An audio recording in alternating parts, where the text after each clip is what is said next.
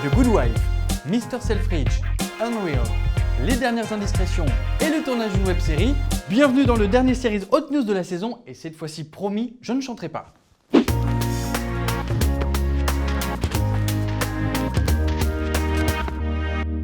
Et pour cette dernière, on n'attaque pas avec un épisode mais avec une série entière. Pourquoi ? Parce que nous voulions évoquer l'intégralité de The Good Wife, une série qui vient de tirer sa révérence après 7 ans de bons et loyaux services. Ça on l'a toujours dit, 7 ans, ça passe ou ça casse. Pas là, ça a cassé. La série est principalement centrée sur le personnage d'Alicia Florrick, qui après avoir consacré 10 ans à sa famille, reprend sa carrière d'avocate suite à un scandale politique impliquant son mari. On la voit tour à tour se battre pour faire ses preuves, assumer son nom de famille, mais aussi gérer ses enfants, son mari et retrouver une ancienne connaissance, loin de la laisser indifférente. Sa férocité n'a d'égal que son intelligence, et la série le lui rend bien en l'entourant de personnages aussi tordus, brillants ou drôles qu'elle. The Good Wife surfait avec son temps en proposant des affaires pointues autour des réseaux sociaux, de la vie privée, des écoutes téléphoniques, des intrigues politiques, et offrait un panel de personnages féminins forts et des guest stars à rallonge. Good job, Alicia. Very good job. Malgré une ultime saison un peu éparpillée, le final a tout de même réuni 10 millions de téléspectateurs, et nous, pour l'intégralité de la série, nous lui attribuons donc la note de 8 sur 10. Et vous pouvez le constater sur notre échelle succès bid, et bien cette saison, notre véritable coup de cœur a été American Crime. Et voici le lieu du jour, le magasin Selfridge. Et alors ? C'est mon oncle qui le tient, vous aurez 10% si vous venez de ma part. Non, je rigole, bien sûr, c'est le commerce de Mr. Selfridge. Dans la série qui porte son nom, Harry Selfridge, homme d'affaires américain, ouvre sa boutique à Londres. Et en tant que bon visionnaire, il bouscule les conventions commerciales et surfe sur les bouleversements sociaux de l'époque pour faire fleurir son affaire. Il bravera ainsi beaucoup de tabous, quitte à mettre en danger son magasin et son équipe.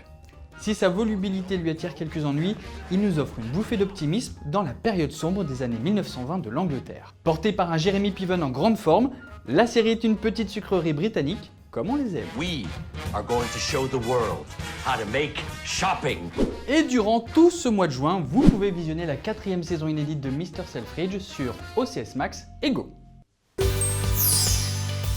Notre véritable coup de cœur de la semaine, c'est Unreal. C'est une série qui nous plonge dans les coulisses de la télé-réalité Everlasting, une sorte de bachelor avec son prince charmant et ses prétendantes, et qui prend surtout le parti de nous dévoiler la construction d'un tel programme côté production.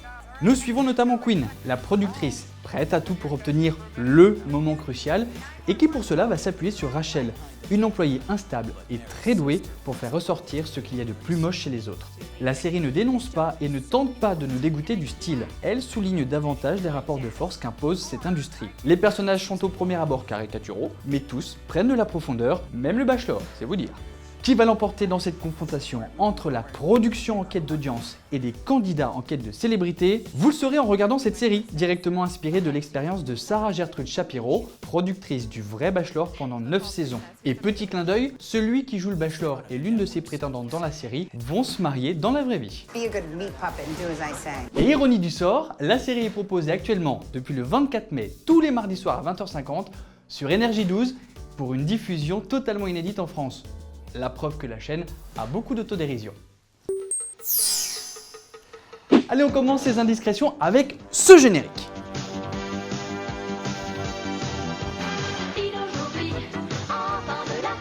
Mais oui, le dessin animé des années 80 avec les sœurs Chamad. Vous savez, ces sœurs qui tiennent un café le jour et qui la nuit se transforment en voleuses d'œuvres d'art, mais ayant toutes appartenu à leur père. Eh bien la série est de retour sur Teva pour une diffusion dans son intégralité depuis le 8 juin. Vous en voulez un petit coup? Allez, pour les trentenaires comme moi, c'est cadeau.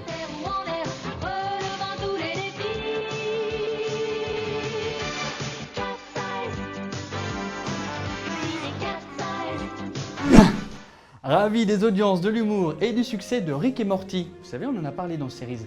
La chaîne Adult Swim a commandé à son créateur, Dan Harmon, le pilote d'une comédie live appelée Art Prison.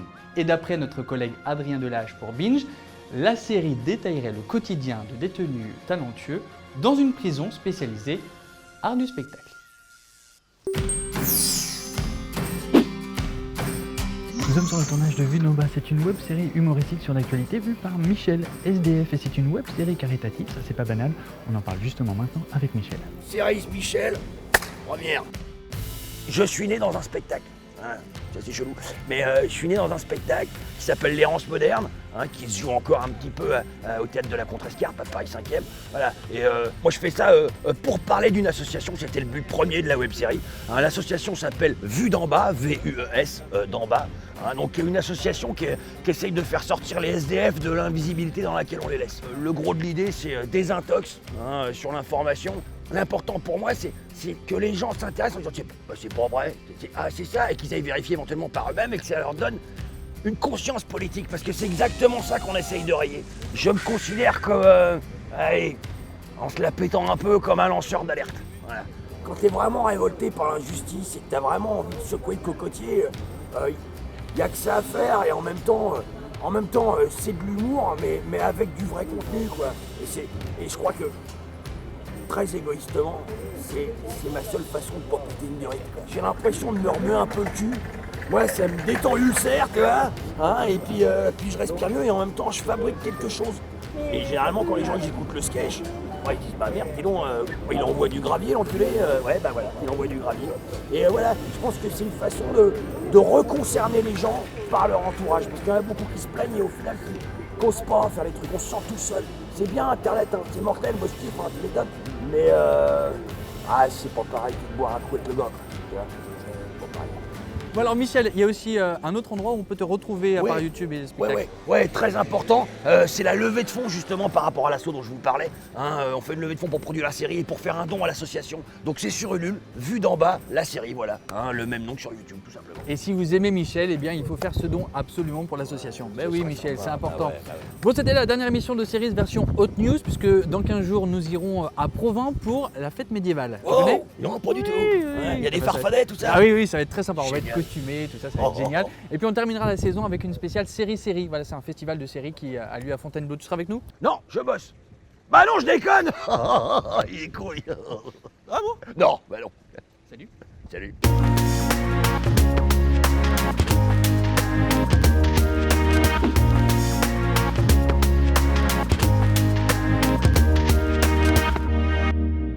Allez, Michel plus 2, deuxième.